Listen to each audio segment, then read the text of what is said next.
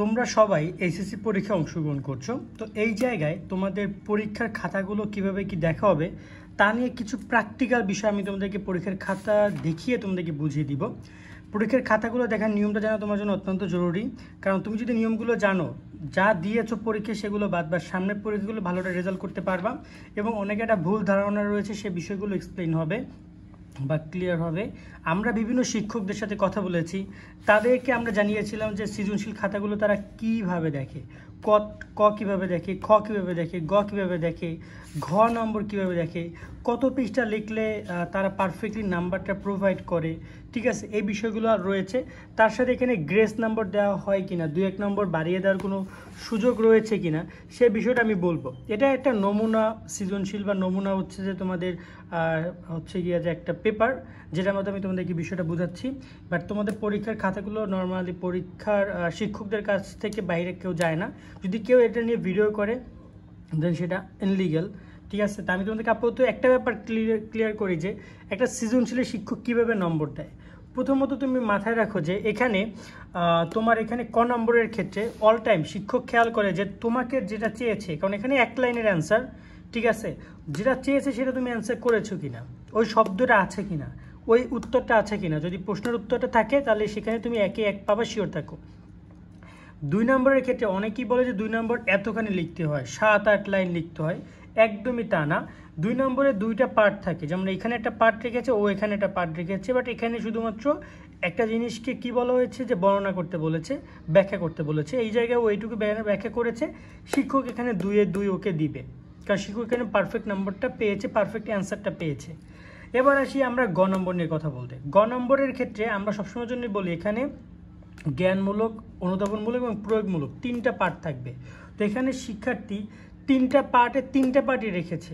এই জায়গায় সে জ্ঞানমূলকের একটু অংশ রেখেছে, একটু অনুধাবনমূলকের একটা অংশ রেখেছে, যে অনুধাবনমূলক একটু ব্যাখ্যা করেছে, এবং প্রয়োগমূলকে সে পুরো প্রয়োগ মানে ব্যাখ্যাটা বর্ণনা করেছে। এখানে মূল অংশটা লেখার পরে বর্ণনা করেছে।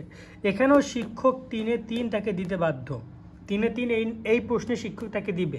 এখানে বলতে পারো যে ভাই এটা তো 1.5 পেজের মতো লিখেছে। 1.5 পেজ না, এখানে পয়েন্টগুলো একটু পয়েন্ট আকারে লেখার 1, 2, 3, 4, 5 লেখার কারণে এই জিনিসটা একটু বড় দেখাচ্ছে, বাট নর্মালি 1 পেজে লিখেছে ধরে নাও। বাট এখানে কোটেশন করেছে, মাঝখানে গ্যাপ দিয়েছে, এখানে মাঝখানে একটু গ্যাপ দিয়েছে, এখানে গ্যাপ দিয়েছে, প্যারা আকারে লিখেছে।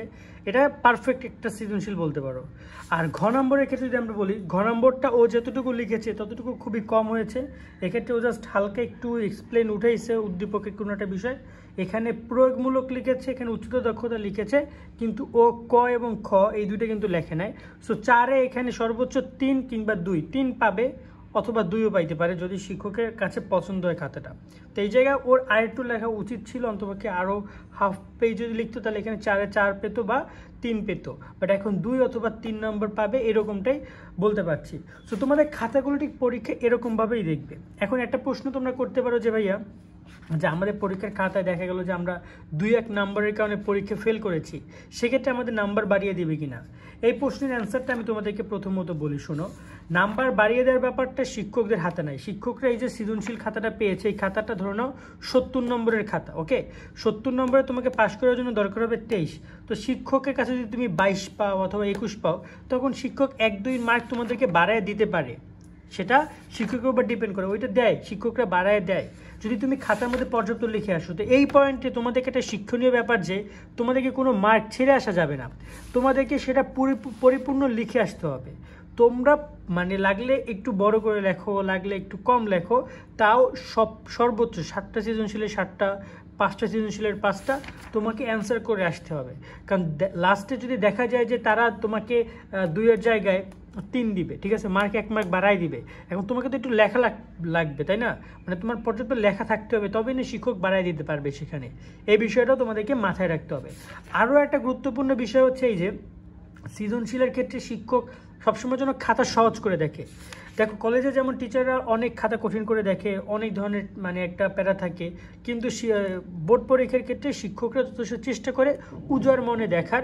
তারা দেখা যায় কয়েকজন গুটি কয়েক শিক্ষক হয়তো বা দেখা যায় যে একটু সমস্যা করে, বাট বেশিরভাগ শিক্ষকই আছে যারা কিনা খুব সুন্দরভাবে খাতাগুলো দেখে। আর একটা ব্যাপার তোমাদেরকে আমি বলি, অনেকেই একটা ব্যাপার বলতে পারো যে ভাইয়া শিক্ষকরা নাম্বার কি বেশি করে দেয় নাকি কম করে দেয়। নাম্বার কখনোই কম বেশি না, তুমি যতটুকু পাবো ততটুকুই শিক্ষক দিবে, এখানে কাউকে বেশি দিবে কাউকে কম দিবে বিষয়টা এমন না। তবে দেখা যায় নর্মালি কিছু শিক্ষকের একটা থাকে, স্টেটমেন্ট থাকে যে তারা ট্রাই করে সবাইকে নম্বর একটু হাত খুলে দেওয়ার, যাতে করে দেখা যায় যে 4-এ 4, 3-এ 3 তাদের পায়। আরেকটা গুরুত্বপূর্ণ ব্যাপার, সেটা তো অনেকেই বলতে চাচ্ছিল যে ভাইয়া সৃজনশীলে যখন আমরা লিখতে যাই শেষের দিকে হাতের লেখা এতটাই বাজে যে আমি আমার নিজের হাতের লেখায় পড়ে বুঝি না। তো এই জায়গায় তোমরা সেখানে কেমন নাম্বার এক্সপেক্ট করো, এটা অনেকেই আমাকে প্রশ্ন করে যে কেমন নাম্বার দিতে পারে। সো আমি তোমাদেরকে একটা সিম্পল কথা বলি যে যদি শেষের সৃজনশীলগুলোতে তোমরা নম্বর অবশ্যই কম পাবা, কারণ এই যে হাতের লেখা যদি শিক্ষক এখানে পড়তে না পারে সে মার্ক দেবে কি, কতক্ষণে লেখা আছে দেখে মার্ক দেবে? বা যদি সে এখানে পড়তে না পারে, এই ধরনের আমি পড়লাম এখানে প্রভাবশালী ব্যক্তি, তো ব্যক্তি বানান যে ও লিখছে আমি এই অনেক কষ্টে আমি পড়তে পারছি। তো এই যে বিষয়টা হচ্ছে যে এখানে যদি তোমার হচ্ছে গিয়ে লেখাটা স্পষ্ট হয় তবে শিক্ষক সেই জিনিসটা পড়ে মার্ক দিতে পারবে, বা যদি অস্পষ্ট সেখানে শিক্ষকের মর্জি দিতেও পারে নাও দিতে পারে, ওই আশা করে তুমি থাকলেও হবে না। তো এই জায়গায় তোমাদেরকে যেটা করতে হবে, গুরুত্বপূর্ণ যে সৃজনশীলগুলো আছে যেগুলো তুমি ভালো মার্ক পাবা বা ভালো লিখতে পারবা, সেগুলো সবসময় পরীক্ষার আগে 1, 2, 3, 4-এ লিখবা। আর শেষের যে 2টা 3টে সৃজনশীল যেগুলো তোমার হাতে লেখা খারাপ হইতে পারে সেগুলো তুমি লাগলে একটু যেগুলো কম পারো সেগুলো দেখো। সো যে সৃজনশীলগুলো তোমার কমন পড়েছে সেখানে তুমি 10-এ 10 উঠানোর ট্রাই করো। প্রথম 40টায় 4টায় 40 মার্কে তুমি চেষ্টা করো যে 40-এ 40 রাখার। পরে এগুলো তুমি যদি 7 পাও 6 পাও তোমার সমস্যা নাই, কারণ প্রথম দিকে তো নাম্বার বেশি তুমি পাচ্ছ। সো হাতের লেখার দিকে মনোযোগ রেখো। অনেকের হাতের লেখা অনেক বড় বড়, তাদেরকে বলবো যে দেখো সৃজনশীল একটা পরীক্ষা খাত দেখো, এই যে ছেলেটা লিখেছে এতখানি ফাঁকা, বলা যায় যে 3 ভাগের 1 ভাগই ফাঁকা রেখেছে, 2 ভাগও লিখেছে। সো এই রকমের খাতা লিখলে শিক্ষকরা অনেক সময় রাগান্বিত হয়, তারা অত বেশি মার্ক দেয় না। তো এই জায়গায় হাতের লেখা তুমি যতটাই খারাপ হোক না কেন চেষ্টা করবা সেটা একটা সুগঠিতভাবে, এই যে পুরো রাফ ও এখানে কি মনে করে কি করছে কে জানে, এই পাশে রাখছে মার্জিন কখনো এই পাশে রাখে দেখো। বাট আমার কথা হচ্ছে কি, হাতের লেখা যতটাই খারাপ হোক বা যাই হোক না কেন চেষ্টা করবা তোমরা কি করবা জানো, মার্জিনটা এই পাশে রাখার জন্য। আর সেকেন্ড ব্যাপারটা হচ্ছে যে লেখার ক্ষেত্রে চেষ্টা করবা যে লেখাটা যেন স্পষ্ট থাকে। তুমি হয়তো হাতের লেখা খারাপ হইতে পারে, দেখো হাতের লেখা খারাপ আর অস্পষ্ট লেখা দুইটা আলাদা ব্যাপার। হাতের লেখা সবার ভালো হয় না, 1-3 ঘন্টা টানা লিখলে হাতের লেখা ভালো থাকে না, বাট স্পষ্ট হাতের লেখা লিখবা, বিশেষ করে ফাঁকা লিখবা। এই যে দেখো এই ছেলেটা হাতের লেখা হয়তো বা লাস্টের সৃজনশীলগুলো লিখেছে, ও যথেষ্ট ফাঁকা রেখেছে, এভাবে ফাঁকা রাখো সমস্যা নাই। বাট একদম এরকম যদি একদম গিজিবিজি লেখা অনেক সমস্যা, হাতের লেখার প্রতি ইমপ্রুভমেন্ট করো শেষের সৃজনশীলগুলো যদি তুমি মার্ক পাইতে চাও। তো এই বিষয়গুলো মাথায় রাখো। আর যদি নতুন কোনো আপডেট আসে আমি তোমাদেরকে জানাবো। খাতা দেখা শুরু এখনও হয় নাই, শুরু হবে আগামী কয়েকদিনের মধ্যে। শিক্ষকদের কাছে যখন খাতা পুরোপুরি যাবে তখন আমরা তোমাদেরকে পুরোপুরি জানাতে পারবো যে একজন শিক্ষক কীভাবে নাম্বার তোমাদেরকে দিবে। বাট ওভারঅল তোমাদের যদি এটা ভালো নাম্বার পাইতে হয় তাহলে তোমাদেরকে পারফেক্টলি লিখতে হবে, পর্যাপ্ত লিখতে হবে। যদি তুমি ফেল করে থাকো, চিন্তাভাবনা থাকে, তাহলে তোমাকে বেশি করে লিখতে হবে, কারণ যাতে করে শিক্ষক সেখানে মার্ক দিতে পারে। এই বিষয়গুলো মাথায় রাখো। আর খাতাগুলো ঠিক বোর্ডে এভাবেই তোমাদেরকে দেখবে। আজকের মধ্যে এখানে বিদায় নিচ্ছি। সকলে অনেক ভালো থাকবা। আল্লাহ হাফেজ।